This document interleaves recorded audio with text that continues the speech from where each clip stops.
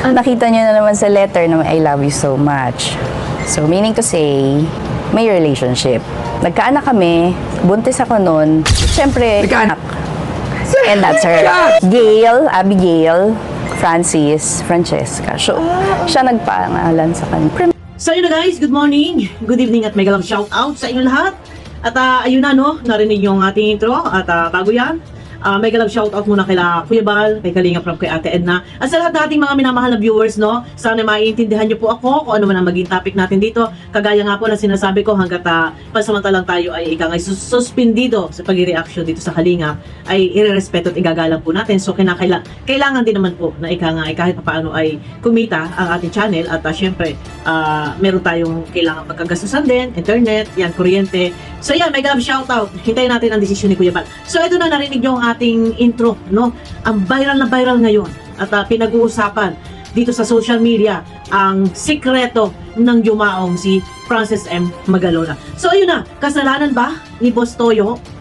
Sino si Boss Toyo? Isang vlogger na mahilig mangolekta ng mga memorable item ng mga sikat na tao. So dito, merong iba na nagko-comment na sinasabi nila na kasalanan ito ni Boss Toyo na nabulabog daw po, nabulabog yung pamilya ni Francis Magalona. So, dito, hindi po kasi, dito yung sa intro, ito, paririnig ko muna sa inyo pala. Pakinggan nyo muna ang detalye, no, sa paglantad ng, di umano ay kabit, sabihin na, kasi mayroong legal wife. So, yung mistress, nandito at lumantad na nga po dahil sa memorable item na ibinenta po sa halagang 500,000 pesos. So, ayun at panoorin nyo muna guys. I was expecting talaga na Francis Magalona item lang. I wasn't expecting na meron something story na ganun. Kasi I'm a fan of Francis M. Di ba? Yes. Kinolekta mo nga yung ano niya, di ba? Yung mga Kasi damit kayo niya. alam niyo naman po sa Pinoy Pawn Star, sinasala ko muna yung mga nagpupunta para hindi rin sila mapagod kasi minsan wala namang value. Minsan kung ano-ano lang yung dinadala. So, dumadaan muna sa mga screening at yung gusto ko na bilhin. So sabi ko, sige Francis Magalona yan. Okay, so hindi ako yung direct nakausap nila. It's my secretary. Okay, so nandun yung schedule. Pumunta, katulad yung alam niyo naman yung paano ginagawa doon. It's dire-diretso lang na flow.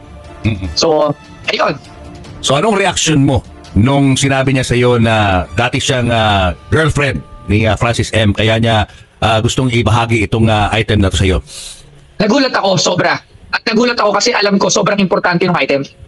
Alam mo naman ako sa news. So, kumbaga, hindi ako after na, uy, girlfriend pa lang Sir Francis to, chismis, gano'n hindi. Mas ano ako dun, uy, yung item na to, alam kong iba ang halaga. So, yun talaga yung pumasok sa utak ko. So, sa mga hindi nakakalam kasi siguro hindi pa nila ako namimit. Siguro kay Sir Julius, Ma'am Tin, alam nyo naman na gano'n talaga. So, natuwa talaga ako dun sa item. Nakakakilabot talaga. Nung nandun din talaga ako, kinilibutan ako. Sobra. Pero as a fan of Francis M., alam mo ba itong ano? May idea ka ba dito sa kwentong to? Bago mo siya nakilala? Actually, hindi. Wala. Right after the video, tsaka lang ako nag-research. Sa Google. Ayun. Tinignan ko sa YT, kung may chismis, wala. Wala Kaya talaga. doon din ako dalawang isip kung tama ba na i-upload ko or what.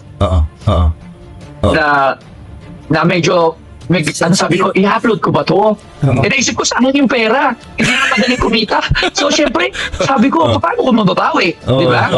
Tsaka paano ko mapapatunayan yung jersey kung hindi ko i-upload? Ibibenta mo ba? Wala, hindi mo naman ibibenta. Siyempre, sobrang I precious don't know to. in the near future, Ma'am Tin, kasi sabi ko nga, tulad ko sinasabi, it's not up to me. It's sa mga anak ko na ipapamana ko. So, paano yun? Kung hindi siya walang katibayan, paano na masasabi ng mga anak ko na that shirt came from sa girlfriend ni Sir Francis? So, sabi ko, kailangan ko itong ilabas. Kasi nga, parang may concrete talaga. Kasi kung i-display ko lang sa shop at nakalagay lang doon, jersey worn by Sir Francis, by his and dedication letter or whatever by his ex-girlfriend or kung ano man tawag, walang proof di ba? Yeah. So, I need talaga to upload it. So, ganun yung nangyari. So yun na, kumuha lang tayo ng video clip at hindi naman lingid sa kaalaman ng iba, yung ibang mga mahilig sa mga showbiz issue, siguro na may napanood na ninyo ang pangyayari or ang mga balita, no? So, kasalanan ba ni Boss Toyo at nabulabog ang pamilya Magalona? So, ang sagana sa akin, eto no, si Boss Toyo, siya lang naman, kumbaga, mahilig bumili ng mga memorable item ng mga sikat na tao. So, ayun lang naman talaga na bilhin niya, no? Yung binigay ni Francis Magalona. Kasi nga, collection niya eh. So, walang intention na, kumbaga parang guluhin niya, bulabugin niya. Ang kanya lang is, kailangan din niyang i-upload yung video para malaman kung talagang legit ba, totoo ba, na talagang yun ay galing kay Francis M. Magalona, no? So, dito, nagulat sila. Hindi nila ina-expect yung sikreto, yung lihim na noong nabubuhay pa si Francis Magalona, bago pa ito siguro may sakit na, no? Kasagsagan sila, si Francis Magalona ay may sakit. So, may relasyon sila. So, noon pa lang, ito ay nabunyag yung lihim na niluloko ni Francis Magalona. Yung si Pia Magalona. Sorry po. Kasi matatawag nating kabit itong si Abigail, isang flight stewardess. Matatawag talaga kabit kasi merong legal wife. Ito ay tinalakay din po ni Atty. Libayan, no? So, yung paglantad ni Abigail, no? Abigail Raet at ng kanyang anak na si Gail Francesca. So, malaking bagay po ito. Malaking bagay ito na ika nga ay nabulgar yung matagal ng lihim nitong mag-ina. At karapatan din na malaman nitong anak ni Francis M. Magalona na kung sino yung mga kapatid niya. Pero sa pagkakaalam ko, ayon sa akin nasagap na balita, noon ay kumbaga parang alam na ito ni Madam Pia Magalona, hindi lang talaga ito na masyadong natanyag, na bulgar itong issue ito dahil kasalukuyan na ito si Francis Magalona ay may sakit siya noon. So, kinakailangan na tahimik muna para walang stress kasi nga may sakit si Francis Magalona. Pero kusa na sa akin, hindi may tuturing na binulabong ni Boss Toyo itong pamilya Magalona. Kasi yung kanya, ini-upload niya yung video na ibinebenta ni Abigail, itong naging girlfriend ni Francis Magalona, ibinebenta niya yung damit with may signature, may message doon, yung basta may sweet message kay Abigail Raet, itong ex ni Francis Magalona, ibinebenta niya sa halagang 500,000 pesos yung item. Ibinebenta niya yung damit na yun na nanggaling kay Francis Magalona. So, kumbaga, para kay boss Toyo, yung sa kanya, gusto niya na malaman ng tao. Para malaman kung legit ba talaga yung damit na yun. No? Kasi, doon sa kwento ni Gail Raet, merong silang relasyon. Kasi nagkaroon sila ng anak na itong napakagandang si Gail, no? Ito si Francesca, si Gail Francesca. Meron silang magandang anak at makikita naman ninyo kamukha talaga ni Francis Magalona, itong anak at napakaganda. Xerox copy po talaga. So ngayon, ang kay Boss Toyo, gusto lang niya na malaman ng tao na merong mag-comment, maipaalam niya na ito ba talaga ay legit or yung mga ganun bagay. Yun lang naman talaga yung intention na kumbaga malaman. Pero gusto lang din niya maibalik yung kanyang gastos pagkakabili doon sa 500,000 doon sa damit na yon, no? With a letter na ayan, ganyan. Tapos may signature pa. Sa kanya lang naman din is malaman kung totoo ba? May mga magkukomento, mga taong bayan na sumusubaybay din, umiidolo kay Francis Magalona. At least dito sa pagkakataong nito na i-upload ni Boss Toyo, hindi intention na bulabugin yung pamilya. Kumbaga, malaking bagay para sa akin na itong mag-ina na naging girlfriend o naging sinasabing nilang kabit, kasi kabit daw, kasi may legal wife, ito si Francis Magalona. Yung sinasabi nila na ang habula kay baka magkaroon ng mana or ginagamit yung pangalang Francis Magalona, the legendary rapper, ginagamit puhunan para sa kasikatan, para kumbaga papasok sa showbiz, makilala, parang walang pinagkaiba kay Labi po na yun ginamit din si Fernando Fu Jr. sa kasikatan niya. Para sa akin walang masama. Siguro sa loob ng 15 years na nanahimik itong si Abigail Raet, itong flight stewardess na naging girlfriend ni Francis Magalona. Sa loob ng 15 years, guys, nanahimik. Hindi siya nag-iskandalo. Hindi siya yung tipong taong talagang ipaglalaban niya, kailangan mabulgar, matanyag sa buong mundo na ako ay may anak kay Francis Magalona. Wala siya pananahimik. Dahil nga kay Boss Toyo, bumibili siya ng mga memorable item ng mga sikat na tao. So, kumbaga, yung kanya, na-i-upload lang niya. Kasi vlogger din si Boss Toyo So malaking bagay ito. Natanong, bakit meron ka nito? Ayun, no? Ano ang ibig sabihin no? Bakit nag-I love you sa'yo? Nagtatanong. Yun na.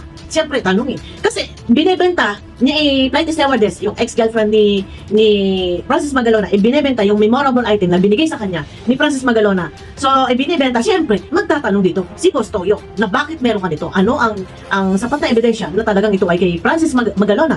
At bakit meron ka nito? Oh, may dalang ebidensya. May dalang ebidensya. Itong si ex-girlfriend, si Abigail Raet, pagpapatunay na ang damit na ito, ang mga picture na ito, ang mga letter na ito with matching signature ay mismo nanggaling kay Francis Magalona. May mga picture sila na magkayakap sila, mayroong naghahalikan, yung nagkikis sila. So, proof na ang papatunay na ito ay legit, hindi fake. Kasi kailangan ni Boss Toyo ng sapat na ebidensya kung yun ay legit. Kaya yun ay pinakita ni Abigail Raet. No? Hindi intention na ika nga ay gambalain, guluhin, bulabugin ang pamilya Magalona. Kumbaga, kailangan lang gawin ito ni Abigail Raet, no? Na maglabas siya ng sapat na ebidensya para malaman kung legit ba talaga ang ibinebenta niyang item, no? At ayun na. So, kailangan i-upload ni Boss Toyo. Kasi vlogger siya eh. Kasi yun yung content niya eh, na mag-collecta siya ng mga memorable item ng mga sikat na tao. Ang nangyari ay napagpiyasahan ng mga marami saldamakmak na vlogger. Pero malaking bagay na ika nga ay sa loob ng 15 years na nahimik itong si flight stewardess na naging girlfriend ni Francis Magalona. Malaking bagay na ika nga ay doon sa ipinakita niya ebidensya at hawak-hawak ni Francis Magalona yung baby sa loob ng 15 years, ngayon ay 15 years of napakagandang bata, no? Ay malaking bagay na ito na ika nga ay malaman ng side. Ito sa partido ni Francis Magalona, nila Maxine Magalona, malaman na meron silang kapatid. Kumbaga hindi masama. Nangyari na, nandiyan na. Masakit ko sa masakit dahil kung tutusin, sabihin na natin niloko ni Francis Magalona, si Pia Magalona, wala tayong magagawa, nandiyan na. Nangyari na hindi dapat mangyari. Pero ika nga may kasabihang, hindi nabawasan. Bagkus ay nadagdagan. No? At ito na nga bagong dumating sa kanilang buhay, kung tanggap man nila, ito si Gail Francisca. Ang sinasabi ng viewers, dapat daw kailangan ipa-DNA test kung totoo na talagang kung anak talaga ni Francis Magalona. Itong si Gail Francisca. Anak ba daw talaga na gusto ng maraming viewers na maghamon o naghahamon sila, sana ipa-DNA test para malaman kung ano ba ang tunay na ang buong katotohanan, anak ba talaga ni Francis Magalona, si Gail Francisca na napakagandang bata, or nagagamit para lang sa kasikatan, or papasok sa showbiz, pero wala tayong magagawa.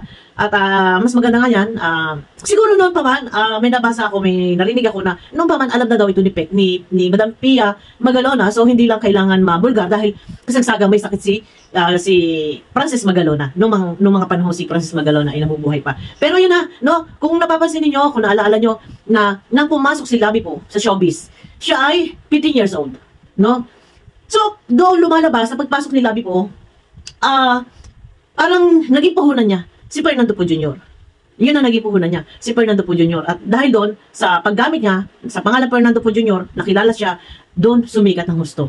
So, maaaring ganito din ang mangyayari na kung sakaling papasok itong si Gail Francisca, anak ni Francis Magalona, kung papasok sa showbiz, syempre, normal lang yan na sasabihin ng tao na ginagamit puhunan ang pangalang Francis Magalona para sa kasikatan, ika nga ay mapag-usapan. So, ayun at napapag-usapan naman talaga at ugong na ugong sa social media, mapa Facebook, mapa Twitter, mapa TikTok, ugong na ugong ang balita na talaga ang paglantad nito ng Abigail Raet, dating flight stewardess at dating nakarelasyon ni Francis Magalona ay yun ang lumantad. Pero ang purpose, ang tunay na layunin ng paglantad talaga is pagbebenta po noong item, yung memorable item na ibinigay sa kanya ni Francis Magalona. Hanggang sa ito nga ay napagpiyastahan na, pero sinasabi nila baka papasok sa showbiz, pero mapapanood nyo po kay Boss Toyo ang kabuuang kwento. Abangan nyo ako guys sa aking next video. Ika nga tayo mag-explore muna, no?